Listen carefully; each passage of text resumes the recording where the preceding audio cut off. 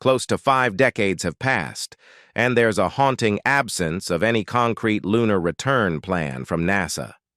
The memory of their remarkable feat, carrying a dozen individuals to the moon's surface in 1972, is shrouded in an eerie silence, an achievement left tragically unfulfilled.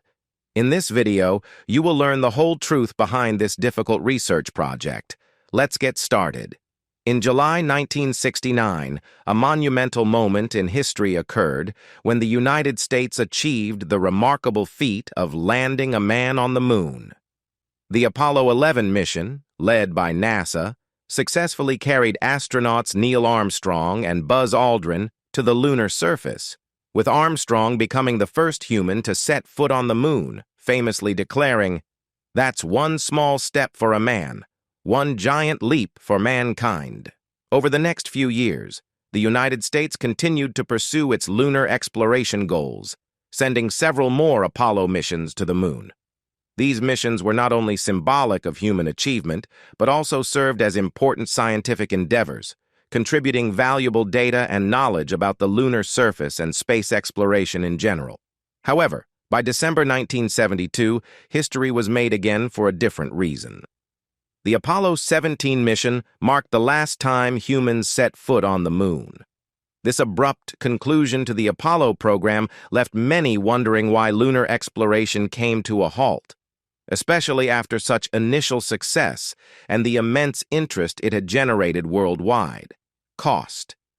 The primary and most immediate reason behind the United States' decision not to return to the moon since the early 1970s was a significant reduction in NASA's federal budget. This financial cut left the agency unable to carry out expensive and potentially dangerous space missions. The Apollo program, which marked the pinnacle of lunar exploration, had been a costly endeavor, with a price tag of $25.8 billion at the time. Adjusted for inflation, this would amount to nearly $260 billion in today's currency. The financial burden of the program, combined with economic challenges faced by the U.S. government, led to a re-evaluation of space exploration priorities. Another crucial factor was the culmination of the space race, with the United States succeeding in landing astronauts on the moon before the Soviet Union. The competition between these two superpowers had been a significant driver of lunar exploration. However, after the U.S. achieved this historic milestone, the Soviet Union essentially halted its efforts to compete. Despite their earlier lead in space achievements, such as launching the first satellite, Sputnik, sending the first man, Yuri Gagarin, into space, and conducting missions to the moon's far side and Venus, the Soviet space program faced its own challenges. In the late 1960s, the visionary engineer Sergei Korolev, a driving force behind the Soviet space program, passed away. Without his leadership and advocacy for space exploration, the program's momentum waned and the government cut funding. Moreover, with the easing of Cold War tensions and the end of the intense competition between the U.S. and the Soviet Union, the motivation to continue moon missions waned for the United States. At that time, there seemed to be limited practical return on investment for lunar missions, and many perceived the journey to the moon as a financial drain, despite ongoing public support for space exploration. In essence, a combination of budget constraints, changing geopolitical circumstances, and a perception of diminished returns on lunar missions led to the discontinuation of moon missions after Apollo 17. Nevertheless, interest in lunar exploration has experienced a resurgence in recent years, with new programs and initiatives, such as NASA's Artemis program, reigniting the possibility of returning to the moon and establishing a sustainable presence there. In 2017, the United States made a significant announcement, declaring its intention to return to the moon. This time, the primary goal is to not only revisit the lunar surface, but also to achieve a historic milestone by sending the first woman to the moon. However, this ambitious plan does not guarantee that the proposed lunar flights will occur as originally scheduled in the mid-2020s.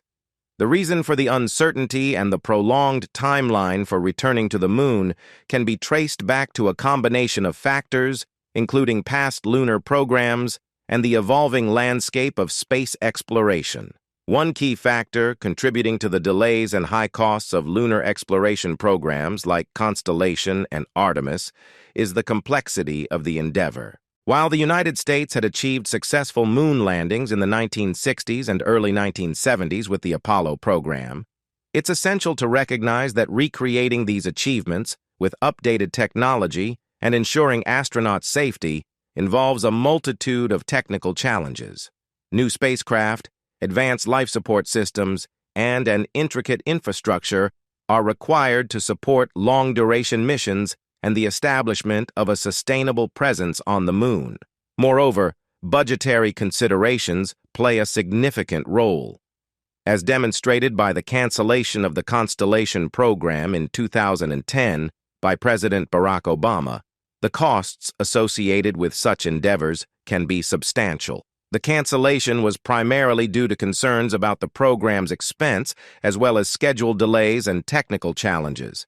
Therefore, funding limitations, shifting political priorities, and economic conditions can all impact the progress of lunar exploration initiatives. The moon itself presents formidable obstacles and risks that must not be underestimated. One of the significant challenges of lunar missions is the moon's harsh surface conditions. Its landscape is dotted with craters and boulders that pose serious threats to safe landings. To prepare for the Apollo missions, the U.S. government invested substantial resources, equivalent to billions of dollars in today's currency, to launch satellites to the moon for mapping its surface and identifying suitable landing sites. Perhaps an even more significant challenge is the lunar regolith, commonly known as moon dust. The moon's surface is covered in a fine talc-like layer of lunar dust that can be several inches deep in some areas. This dust becomes electrostatically charged through its interaction with the solar wind and is abrasive and clingy. It can quickly foul up spacesuits, vehicles, and systems, which poses operational challenges for lunar missions. Astronaut Peggy Whitson, who spent a total of 665 days in space, highlighted the issues with lunar dust, noting that the Apollo missions faced numerous problems dealing with it. If humans plan to spend extended durations on the moon and establish permanent habitats, finding effective ways to manage and mitigate the effects of lunar dust becomes crucial. Another significant challenge is the moon's extreme and contrasting temperature conditions. The moon has no protective atmosphere, and as a result, its surface experiences extreme temperature variations. For about 14.75 days, the lunar surface is exposed to the sun's intense radiation and becomes a boiling hellscape. Then, for the next 1475 days, it plunges into total darkness, making the moon's surface one of the coldest places in the universe. To address the energy needs of lunar missions, NASA is working on developing a small nuclear reactor known as kilopower. This technology could supply astronauts with electricity during the weeks-long lunar nights, making it a valuable asset not only for the moon but also for other celestial bodies, such as Mars. The moon is an incredibly harsh and environmentally unforgiving place, as described by Madhu Thangavelu. Despite its proximity to Earth, there are few places in the solar system as challenging to live on. However, this very harshness makes it an ideal testing ground to learn how to live in extraterrestrial environments away from the comforts and protections of our home planet. Living on the moon presents an array of challenges, including the abrasive and clingy lunar dust and extreme temperature fluctuations, which can be as high as boiling heat during the day and as cold as the deepest cold of space during the lunar night. These harsh conditions necessitate the development of specialized equipment, such as dust-resistant spacesuits and rovers. NASA has been working on designing spacesuits and rovers that can withstand the challenges of the lunar environment. These suits and vehicles need to be resilient to the electrostatically charged lunar dust that can rapidly compromise equipment and systems. They must also be capable of protecting astronauts from extreme temperature fluctuations and the moon's lack of a protective atmosphere.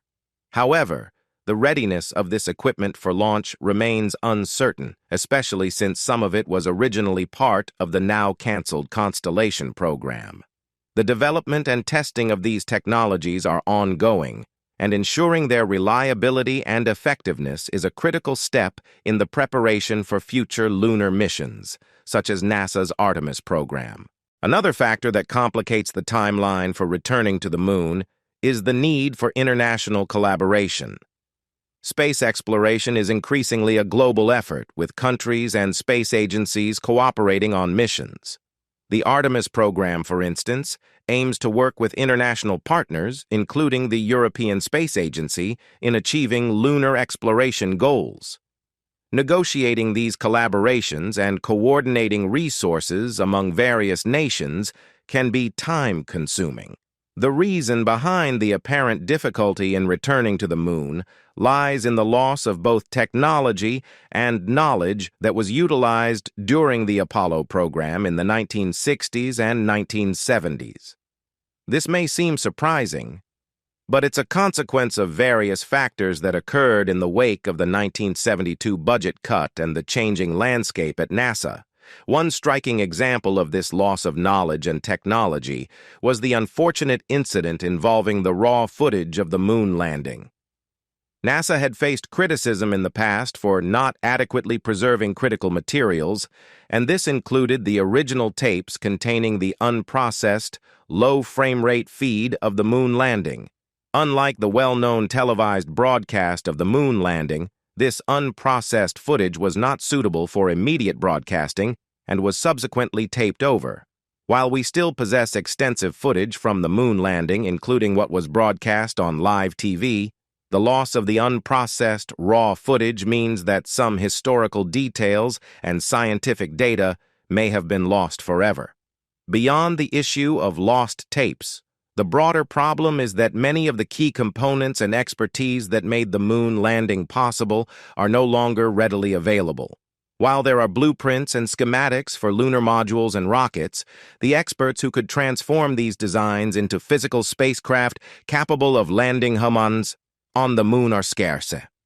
The Apollo program involved the efforts of hundreds of thousands of people, including exceptional engineers, designers, and physicists. Their collective knowledge, experience, and problem-solving skills were instrumental in achieving the historic moon landings. In the decades since the Apollo program, many of these experts retired or moved on to other projects and industries, and the specialized knowledge that they possessed has become dispersed. Reassembling a team with the same level of expertise and experience has proven to be a significant challenge. Additionally, the development of modern spacecraft and technology for lunar missions is a different and more complex process, incorporating advanced materials, systems, and safety requirements. The challenge of returning to the moon, in the same way as the Apollo missions in the 1960s and 1970s, is further complicated by the loss of access to the same building materials and the complexity of the technology involved. Even if we have detailed information about lunar technology in books and online, the actual materials and manufacturing processes used for specific components have been lost over time. One significant factor contributing to this loss is the closure of factories that produced unique components for space missions after the budget cut in the 1970s. These factories specialized in creating intricate, custom-built parts essential for spacecraft. With their closure, the specific materials and manufacturing techniques used for these components have become inaccessible, and the knowledge of how to create them has eroded. Despite the wealth of information available in books and online, there are certain aspects of the technology and processes involved in the Apollo program that may not have been documented. It's not uncommon for complex projects like moon landings to involve countless small modifications, calculations, and adjustments made along the way, many of which were vital to the mission's success. Over time, these nuances can be lost, as not every detail is meticulously recorded. For these reasons, It's not feasible to simply recreate the lunar modules and the Saturn V rocket exactly as they existed in 1969 and set off to the moon again. The loss of unique building materials, along with the complexity and intricacies of the technology, makes it necessary to develop new technologies, materials, and manufacturing processes to meet the demands of modern lunar exploration. This is a challenge that the space agencies and organizations planning to return to the moon are currently addressing by leveraging contemporary technological advancements and a new generation of expertise. One of the most intriguing endeavors in recent years involved the attempt to reconstruct the enormous F-1 engine that was a crucial component inside the Saturn V rocket, which, standing at over 360 feet tall, remains the largest and most powerful rocket ever used in human space exploration. This massive engine, known for its tremendous power and historic significance, hadn't been used since 1973. In the 2010s, there were concerted efforts to rebuild an F-1 engine, not only to rediscover the technology but also with the hope of using it in the development of future launch systems. This ambitious project was spearheaded by a group of young NASA engineers who worked tirelessly to recreate the F-1 engine. To do so, they scrounged materials and information from archives and museums to piece together the technology that had been largely lost to history. The motivation behind this project was to potentially save money for NASA and future space exploration efforts, as the F-1 engine, despite its enormous size, was known for its relatively simple yet highly efficient design. Rediscovering the technology embedded within the F-1 engine was a complex and challenging task, even with access to a component from the Saturn V rocket, one of the most iconic launch vehicles in the history of human space exploration. The efforts of these engineers not only allowed for the revival of crucial knowledge, but also demonstrated the significance of preserving the technology that played a pivotal role in the early days of space exploration. The successful reconstruction of the F-1 engine offers potential insights for cost-effective and efficient propulsion systems for future missions to the moon and beyond. It also highlights the enduring importance of historical technology in advancing contemporary space exploration endeavors. There are several compelling reasons why it's not advisable to use technology recycled from the Apollo era for contemporary lunar missions, and in fact, it's advantageous that we don't.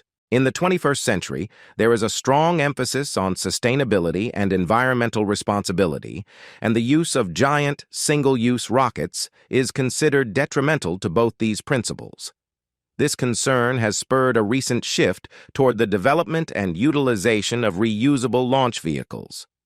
Companies like SpaceX, with their Falcon 9 rocket, have taken the lead in pioneering the concept of reusable rockets. They have demonstrated that it's possible to recover and reuse major components of a rocket, significantly reducing the cost of access to space. Other private companies, including Virgin Galactic and Blue Origin, have also been actively working on developing modules and components that can be used multiple times. NASA has embraced this concept as well, with a focus on creating reusable components for the Artemis program, which aims to return astronauts to the moon. Furthermore, there has been significant technological advancement since the Apollo era. In the decades since the moon landings, substantial progress has been made in space technology, materials, and engineering. Even without returning to the moon, extensive research and development have taken place, enhancing our understanding of space and our capabilities in space exploration. Artemis, for instance, is budgeted to be far more cost-effective than the Apollo program, with a price tag of $35 billion. It benefits from the support of leading space agencies, such as the European Space Agency and the Japan Aerospace Exploration Agency, as well as collaborations with private space companies like SpaceX. This means it is backed by a substantial amount of research and financial resources. Even if we were to have access to the technology from the Apollo era, it would not be suitable for modern lunar missions. The development of reusable rockets and advancements in technology, as well as the accumulation of knowledge in space exploration, have made it possible to conduct lunar missions more efficiently, sustainably, and at a lower cost. It's a sobering fact that no knowledge is truly immortal, and various forms of knowledge can be lost over time. This can occur due to the destruction of records, or simply because certain techniques and information were considered so straightforward at the time that they were never meticulously documented. Two fascinating historical examples illustrate this point: Roman concrete and Damascus steel. Roman concrete is renowned for its remarkable durability and longevity. For centuries, scientists and researchers puzzled over why this ancient concrete was so resilient and why modern attempts to replicate it fell short. Eventually, it was discovered that the secret to Roman concrete's exceptional qualities lay in its straightforward ingredients: seawater and volcanic ash. This revelation showcased how a seemingly simple combination could result in a highly effective building material. The knowledge of this ancient concrete's composition had been lost over time, making its rediscovery a significant breakthrough.